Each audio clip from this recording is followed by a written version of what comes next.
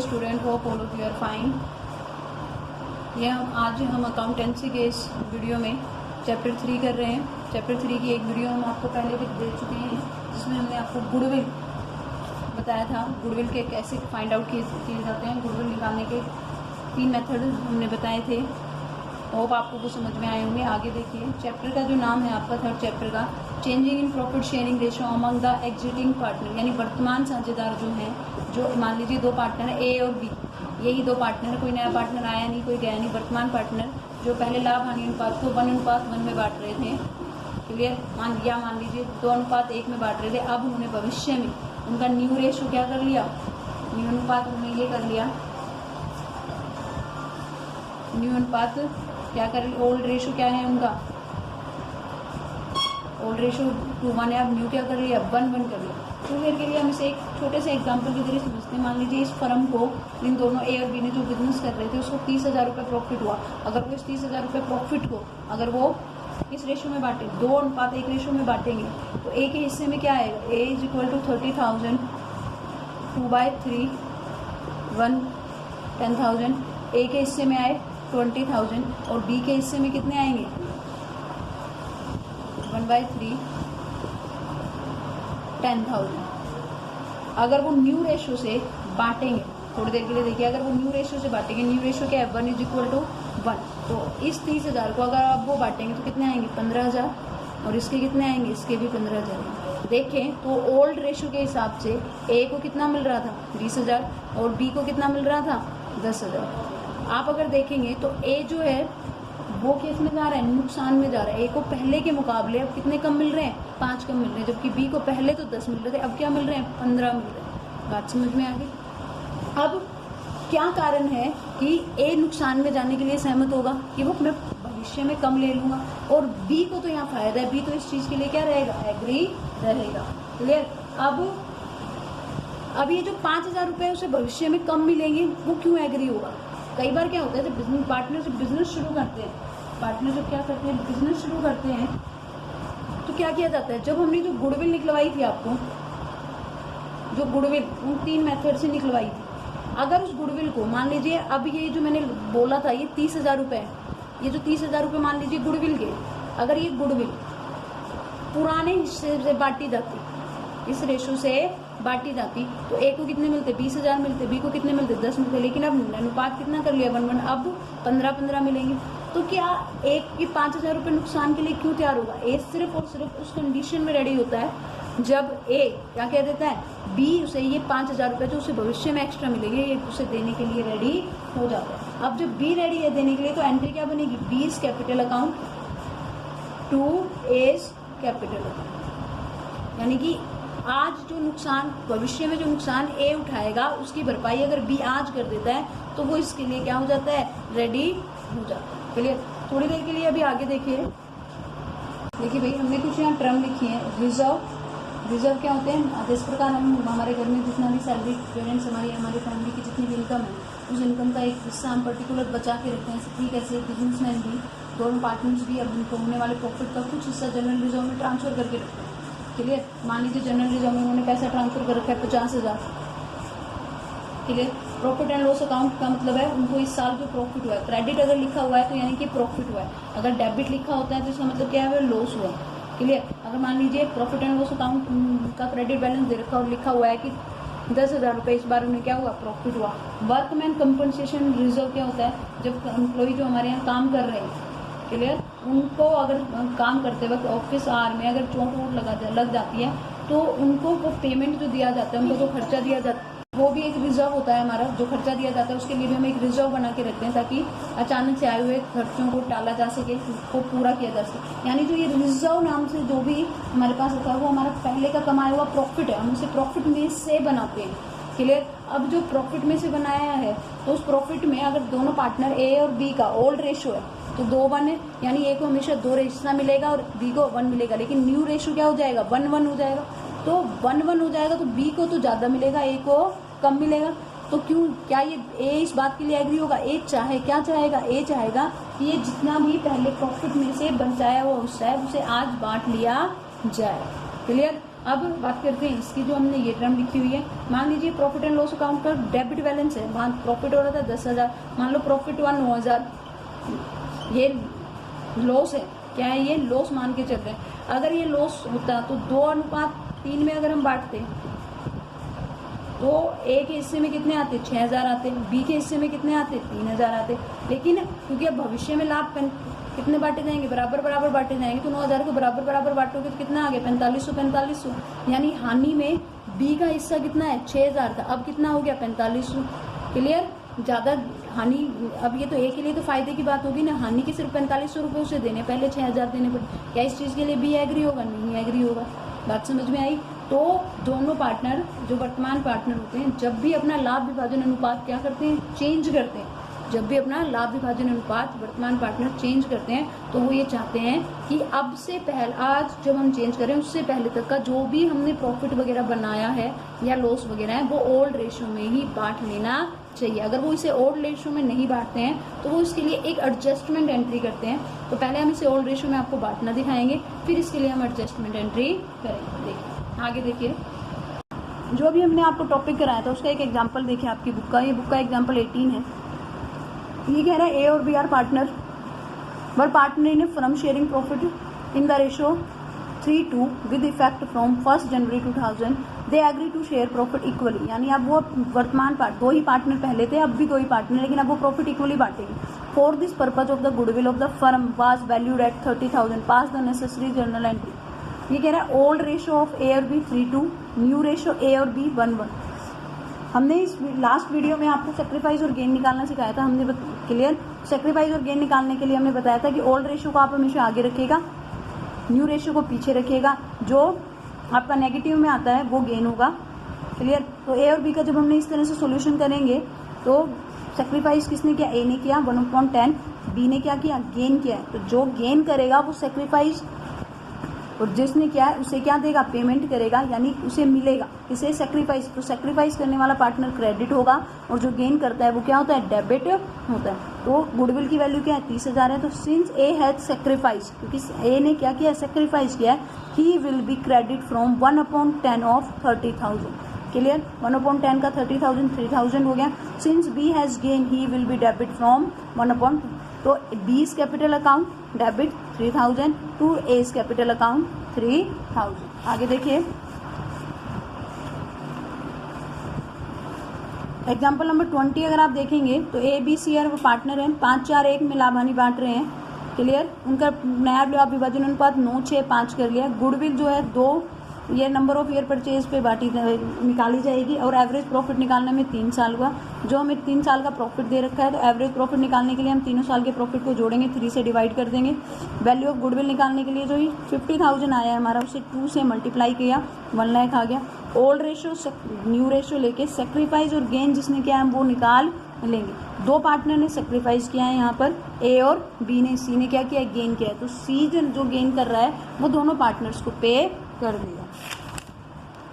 अभी आगे देखिए हमारा जो एक क्वेश्चन है वो अभी हमने बताया था, वर्तमान साझेदारों के लाभ विभाजन अनुपात में परिवर्तन होने की दशा में संचय व संचित लाभों के लिए लेखांकन व्यवहार। ये तो गुडविल का बता दिया हमने कि गुडविल को कैसे ट्रीट करेंगे हम। अब अगर क्वेश्चन में आपको जनरल रिजर्व दे दिया, क्लियर, उसके अलावा वर्कमैन कंपनसेशन फंड दे दिया, इन्वेस्टमेंट फ्लक्चुएटिंग रिजर्व दे दिया, तो उसे आप कैसे करेंगे। इस तरह के क्वेश्चन को करने के आपके पास 2 तरीके होते हैं। पहला तरीका तो ये, जब केस 1 जब संचय और संचित लाभों को पूंजी खातों में ट्रांसफर करना, यानी जनरल रिजर्व में अगर 50,000 रुपये थे तो वो पूरा का पूरा वो 50,000 रुपये पार्टनर्स कैपिटल अकाउंट में अगर वो ट्रांसफर करना चाहते हैं तो पहला केस ये बनता है। क्लियर।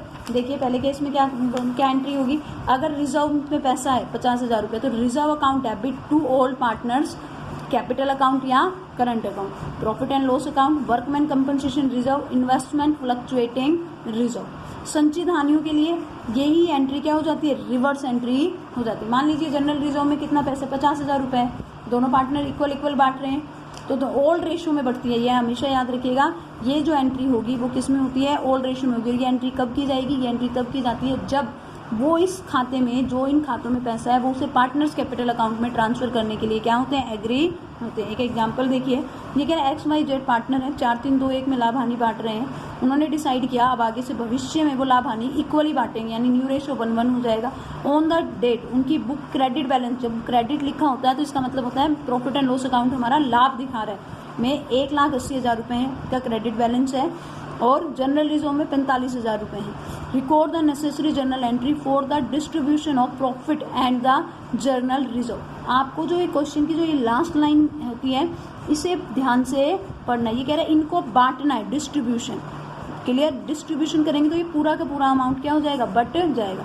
1,80,000 है, ये 45,000 है। एंट्री क्या होगी आपकी, profit and loss account debit, general reserve account debit 1,80,000, 45,000, इन दोनों को आप प्लस करेंगे, जो अमाउंट आएगा उसे पार्टनर्स के ओल्ड रेशियो में 4-3-2 में बांट दिया जाएगा। जब आप इसे बांटेंगे तो ए को 4/9 करके बांटेंगे तो 1,00,000 रुपये मिलेगा, एक्स को 1,00,000 रुपये, वाई को 75,000 रुपये और जेड को 50,000 रुपये मिलेंगे। क्लियर, आगे देखिए भैया नेक्स्ट एग्जाम्पल जो आपकी बुक का है वो है 26। P-Q-R sharing profit and loss in the ratio 3:1। They decide future profit, यानी ओल्ड रेशो 3:2-1 है, न्यू रेशो 4:3-2 हो गया है। क्लियर, उन्होंने अब नया रेशो ये हो गया। कह रहा आप उनकी जो बैलेंस शीट है उनमें ये इन्फॉर्मेशन अवेलेबल है। वर्कमैन कंपनसेशन रिजर्व में 60,000 रुपये है। क्लियर, क्या है, 60,000 रुपये। अगर वो कहता है आपको show the account treatment under the following alternative case, कह रहा है if there is no further information, कोई इन्फॉर्मेशन गिवन नहीं है, मान लो सवाल सिर्फ इतना ही है, तो ये 60,000 रुपये उन्होंने कहाँ से क्रिएट किए होंगे, उन्होंने जो पिछले सालों में जो प्रॉफिट कमाया होगा उस प्रॉफिट का कुछ हिस्सा वो हमेशा इस रिजर्व में डालते होंगे। क्लियर, जो पिछले सालों के प्रॉफिट है उसमें सभी पार्टनर का हिस्सा कितना है, 3-2-1 है, तो वो इसे पिछले साल के प्रॉफिट में से है, तो इसलिए पूरे के पूरे 60,000 रुपये 3:2-1 अनुपात में बांट लेंगे। 3:2-1 अनुपात में बांटने के बाद उनके खाते में ट्रांसफर कर दिए जाएंगे। तो workman compensation reserve account debit 60,000 to P-Q-R 30,000, 20,000, 10,000, 3:2-1 ratio में इन्होंने क्या कर दिया, ये बांट लिया। 60,000 गुना 3/6, 6 से 60,000 कटेंगे, 10 आएंगे, 10 को 3 से मल्टीप्लाई करोगे 30,000 आ जाएंगे। क्लियर, लेकिन दूसरे केस में वो क्या कह रहा है, if a claim on account of workman compensation is estimate at 24,000 rupees. कह रहा है एक कर्मचारी ने क्लेम डाल रखा है, उसको चोट लग गई थी ऑफिस में, तो उसे हॉस्पिटलाइज जब कराया गया तो उसने क्लेम डाला हुआ है, 24,000 रुपये का बिल डाला हुआ है। अब यानी उसे पेमेंट करनी पड़ेगी, तो ये जो 24,000 रुपये हम उससे पेमेंट करेंगे तो किस में से करेंगे, 60,000 में से करेंगे। क्लियर, अगर इस 60,000 में से उसे 24,000 रुपये दे दिए जाएंगे तो कितने बच जाएंगे, जो बच जाएगा वो पैसा कम ही रहेगा। क्लियर, जो बचा हुआ पैसा है अब इन पार्टनर्स में ओल्ड रेशियो में बटेगा। क्लियर, जब एक क्लेम की बात कहते हैं तो क्लेम को इसमें से घटा के फिर एम्प्लॉइज में बांटा जाता है। तो वर्कमैन कंपनसेशन रिजर्व अकाउंट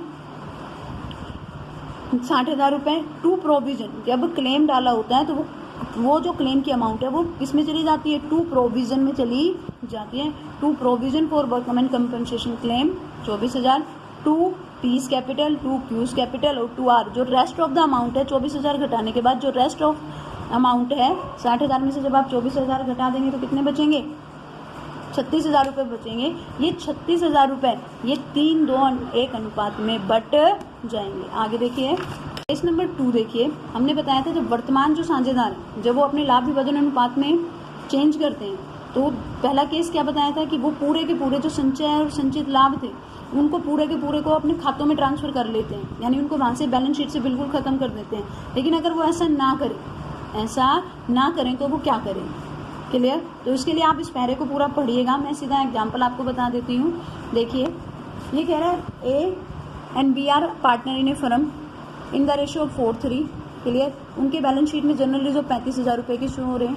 उन्होंने डिसाइड किया कि अब वो नया पार्टनर आ गया उनका, 5-3-2 में वो लाभ हानि बांट रहे हैं। रिकॉर्ड नेसेसरी जनरल एंट्री, सी एक नया पार्टनर आ गया, सहवाग जो नाम दे रखा है यहाँ पे। When they want to transfer the general reserve to their capital account, यानी दोनों केस यहाँ दे रखे हैं कि वो जनरल रिजर्व को कैपिटल अकाउंट में ट्रांसफर करना चाहते हैं, और when they don't want to transfer general reserve in their capital account but prefer to record an adjustment entry for the same. Clearly, अगर पहली वाले तरीके से करना होगा तो जो दो पार्टनर हैं ओल्ड रेशो, ये 35,000 रुपये 4-3 रेशो में इन दो पार्टनर्स में क्या हो जाएगा, बट जाएगा। देखिए when general reserve is transfer to capital account, general reserve account debit to A's capital to B's capital. Clear? 35,000, 20,000, 15,000 आ जाएंगे। ये जो नया पार्टनर आया इसे क्यों नहीं मिलेगा? क्योंकि जनरल रिजर्व पुराने साल पिछले सालों के जो प्रॉफिट होते हैं ना उसमें से क्रिएट किया जाता है, तो इसने तो कोई काम ही नहीं किया, इसका तो कोई रोल ही नहीं है प्रॉफिट में, तो इसलिए इसे नए पार्टनर को इसका कुछ भी हिस्सा नहीं मिलेगा और ये पूरा का पूरा बट गया। बैलेंस शीट में कोई जनरल रिजर्व अब शो नहीं हो रहा। लेकिन जब वो दूसरे तरीके से करेंगे तो ये 35,000 रुपये बैलेंस शीट में शो होंगे और जब ये शो होंगे तो नया जो पार्टनर है आ गया। अब भविष्य में जब भी कभी इस 35,000 रुपये को बांटा जाएगा तो ये इसमें 2/10 हिस्सा अपना लेगा ही लेगा। क्लियर? लेकिन इसने तो कोई योगदान नहीं दिया, तो अब कैसे किया जाएगा? तो अब आगे जब ये बात लाइन लिखी मिल जाती है कि एडजस्टमेंट एंट्री के थ्रू करिए, तो हमें इस तरह के क्वेश्चन में भी गेनिंग और सेक्रीफाइस रेशियो तो निकालना ही निकालना होगा। गेनिंग और सेक्रीफाइस रेशियो हमने पहले ही बता रखा है, ओल्ड माइनस न्यू करेंगे आप। तो ओल्ड रेशियो क्या है? 4/7 है। न्यू क्या है? A का 5/10। एलसीएम लेके जब हम निकालेंगे तो ए ने कितना सेक्रीफाइस किया? 5/7। बी ने कितना किया? 9/7। और सहवाग जो है, ये जो एस जो पार्टनर यहाँ दिखा रहा है वो तो गेन ही कर रहा है, क्योंकि पुराना तो उसका रेशियो है ही नहीं, तो 2/10 वो क्या है? गेन कर रहा है। तो क्योंकि यहाँ पे हमारा एलसीएम 70 है तो हम इसे भी 70 में कन्वर्ट कर लेंगे, 7 से मल्टीप्लाई कर लेंगे ताकि ये सेम आ जाए। तो अब इसको कैसे करेंगे? तो ये जो 35,000 रुपये हैं, अब बाय द वे अगर आप देखेंगे तो कितना हो रहा है? 70 से कट करेंगे तो इसको कितना आ गया? क्लियर? 2500।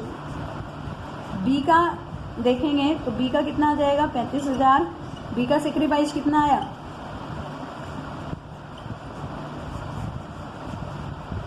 4500। क्लियर? और जो सी है, सी को इस 35,000 का सी का हिस्सा कितना है?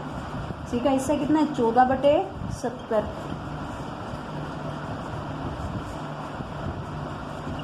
7,000। ये चीज़ समझ में आई आप लोगों को? अगर आप थोड़ी देर के लिए इस क्वेश्चन को अगर ध्यान से देखेंगे, ये 35,000 रुपये आप अगर ओल्ड रेशियो जो भी था, ओल्ड रेशियो क्या था हमारा? 4:3।